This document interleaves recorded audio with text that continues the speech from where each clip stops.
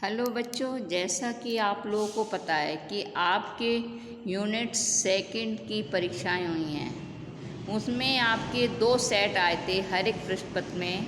अब मैं पहले सेट ए का जो है हल आपको भेज रही हूँ। बस इसमें आपको एमसीक्यू के साथ साथ टिक करने आंसर लिखने के साथ साथ आपको उसका जो है कारण भी लिखना होगा। पहला प्रश्न है, नेताजी का चश्मा पाठ के लेखक कौन है? तो स्वयं कुमार, स्वयं प्रकाश, प्रकाश चंद्र, प्रकाशवीर। तो इसमें इसका सही आंसर है स्वयं प्रकाश। इसका कारण लिखना होगा कि हमारी पाठ्य पुस्तक क्षितिज के अनुसार नेताजी का चश्मा पाठ के लेखक स्वयं प्रकाश हैं।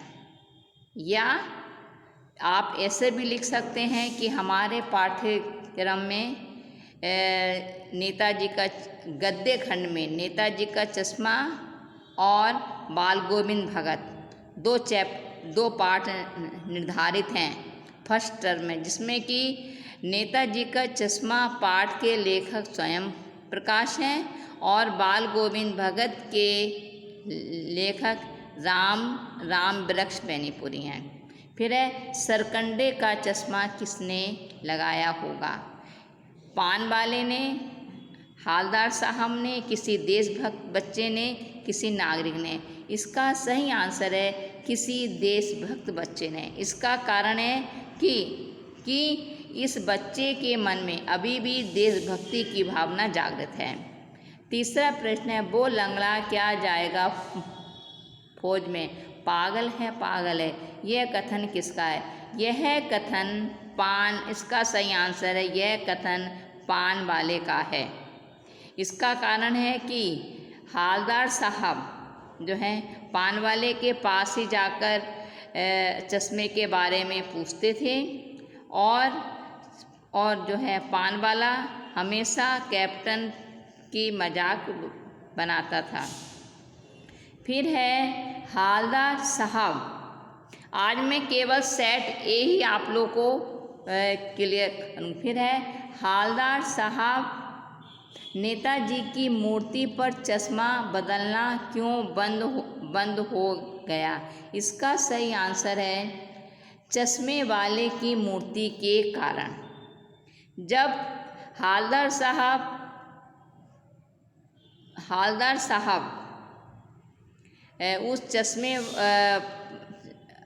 उस मूर्ति के आगे से निकले तो हालदार साहब ने देखा कि मूर्ति पर चश्मा नहीं था।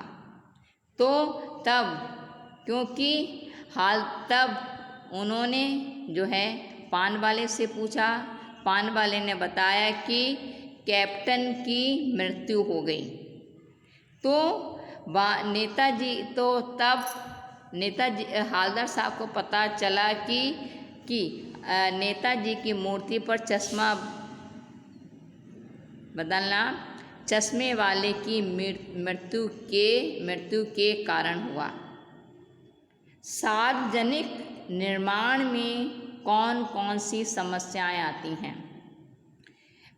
तो इसका आंसर है उपरोक्त सभी। कारण में आप लिखेंगे कि सार्वजनिक निर्माण में विचार विमर्श में समय बीतना, धन का अभाव, पत्र व्यवहार की जो है अधिकता। उपरोक्त के कारण सार्वजनिक निर्माण में समस्याएं आती हैं। फिर है, चश्मे वाले की आर्थिक स्थिति कैसी थी?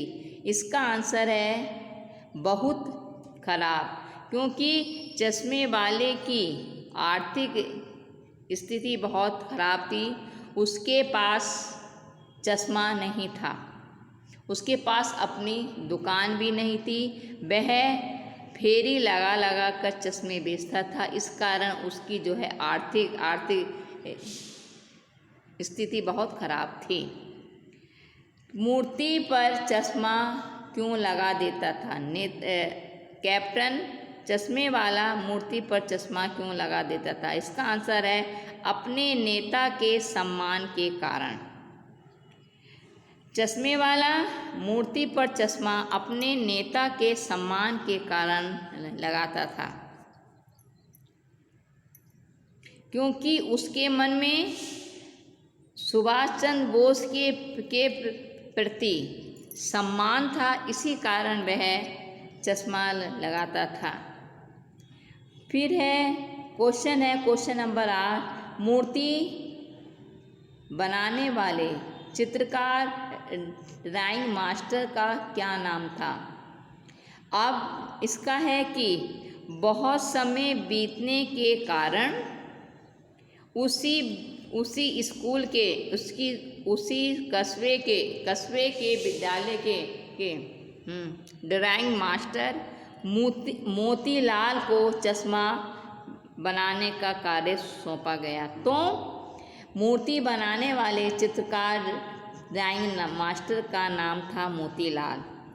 फिर हवलदार साहब के मन में चश्मे वाले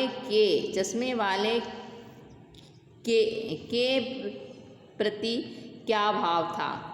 इसका उत्तर है सम्मान, क्योंकि हवलदार साहब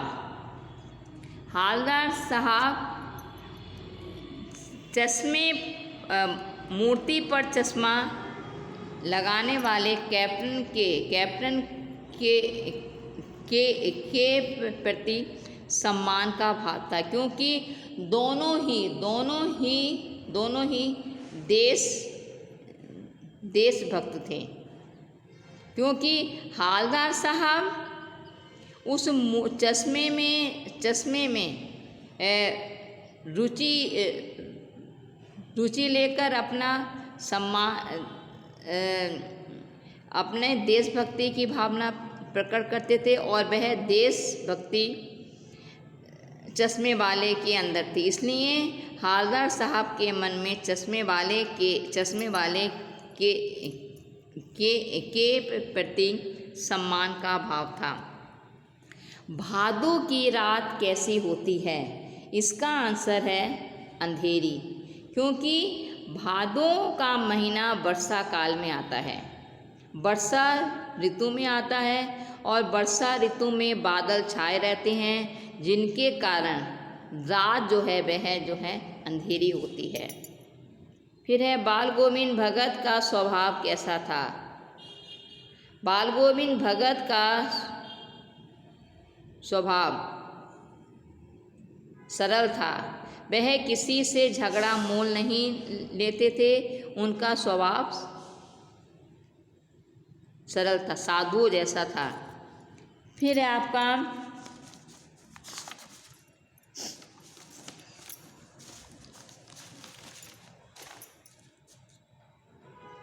बाल गोविंद भगत पाठ के लेखक कौन हैं? राम वृक्ष बेनीपुरी। हमारी पाठ्य पुस्तक के अनुसार बाल गोविंद भगत पाठ के लेखक राम वृक्ष बेनीपुरी हैं। बाल गोविंद भगत किसके पद गाया करते थे?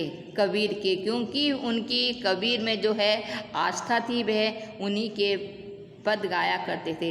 औरतों के होठ क्यों कांप उठते थे? गीत गाने की उत्सुकता के कारण।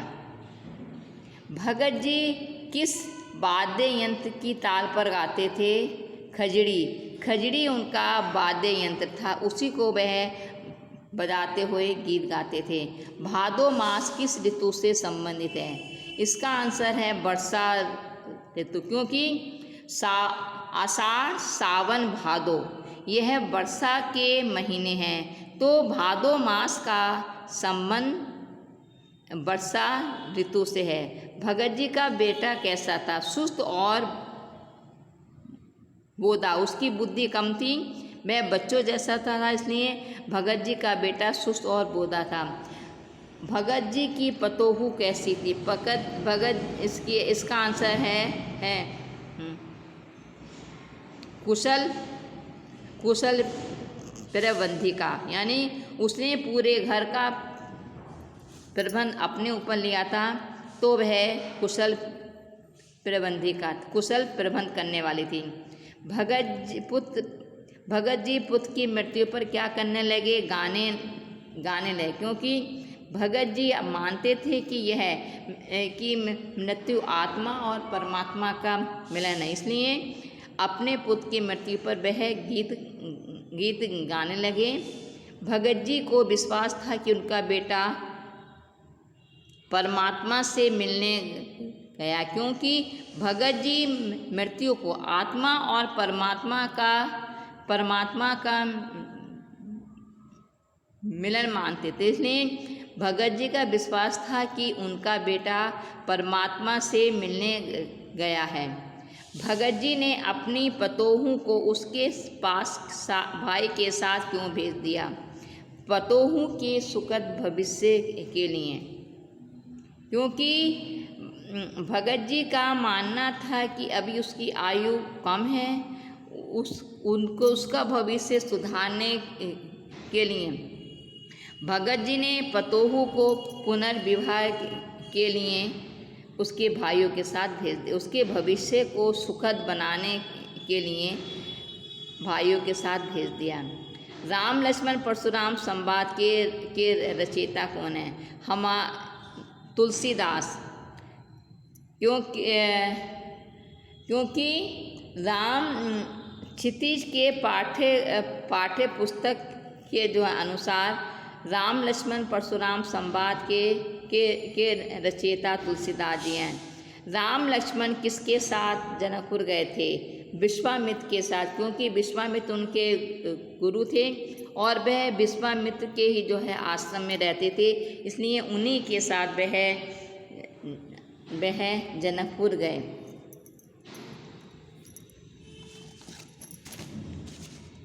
फिर आपका राम ने किसका धनुष तोड़ा? शिव जी का, क्योंकि राजा जनक ने यह प्रतिज्ञा ली थी कि जो भी शिव जी के धनुष को तोड़ेगा उसी से सीता का विवाह होगा। तो सीता स्वयंवर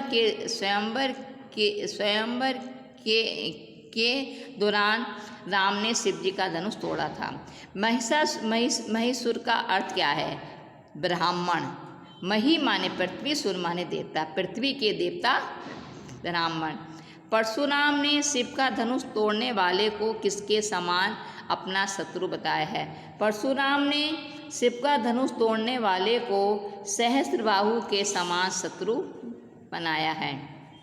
परशुराम लक्ष्मण का वध क्या समझकर नहीं कर रहे थे? बालक समझ कर, क्योंकि वह लक्ष्मण को अल्प आयु और बालक समझते थे, इसलिए उसका वध नहीं कर रहे थे। कुमड़बतिया किसको देखकर मुरझाती है? तर्जनी को। यह एक छुई का पौधा होता है जो कि तर्जनी उंगली को देखकर मुरझा जाता है। तुलसीदास ने भृगुकुल केतु शब्द किसके लिए प्रयोग किया है? परशुराम के लिए, क्योंकि वह भृगु वंश के पुत्र थे, इसलिए उनको भृगुकुल केतु कहा है। रचना के अनुसार वाक्य 3 प्रकार, इसका उत्तर कितने प्रकार के होते हैं? इसका आंसर है 3। संयुक्त वाक्य, सरल वाक्य, संयुक्त वाक्य और मिश्र वाक्य। वाक्य में जिसके बारे में बताया जाता है उसे क्या कहते हैं? उद्देश्य। वाक्य में जो और फिर वाच्य में फिर है सत्य बोलो परंतु कटु सत्य ना बोलो। इसमें परंतु समुच्चय बोधक अव्यय है, इसलिए यह संयुक्त वाक्य है। जो कमाएगा वह खाएगा, इसमें जो है जो कमाएगा वह खाएगा, यह मिश्र वाक्य है, क्योंकि जो कमाएगा प्रमुख वाक्य है, वह खाएगा उस पर आश्रित उपवाक्य है। जिस वाक्य में एक ही क्रिया होती है उसे क्या कहते हैं? इसका आंसर है सरल वाक्य। जिस वाक्य में एक ही क्रिया एक ही उद्देश्य होता है उसमें सरल वाक्य होता है, वह सरल वाक्य होता है। वह घर आया और उसने भोजन किया, यह संयुक्त वाक्य का भेद है क्योंकि यह और समुचय बोधक अव्यय से जुड़ा है। इस बार कस्बे से गुजरते हुए हवलदार साहब को मूर्ति में क्या अंतर दिखाई दिया? मूर्ति पर चश्मा नहीं था क्योंकि चश्मे वाले कैप्टन की जो है मृत्यु हो गई थी। पहली बार कस्बे से गुजरते हुए हवलदार साहब क्या देखकर चौंक गए कि मूर्ति पर चश्मा, क्योंकि मूर्ति पत्थर की थी और उस पर चश्मा असली था। बाल गोविंद भगत किसे निगरानी और मोहब्बत का हकदार मानते थे? इसका आंसर है कमज़ोर व्यक्तियों को। उनका मानना था कि कमज़ोर व्यक्ति जो हैं वह प्यार और मोहब्बत के असली हकदार होते हैं, इसलिए उनका ज़्यादा ध्यान रखना चाहिए।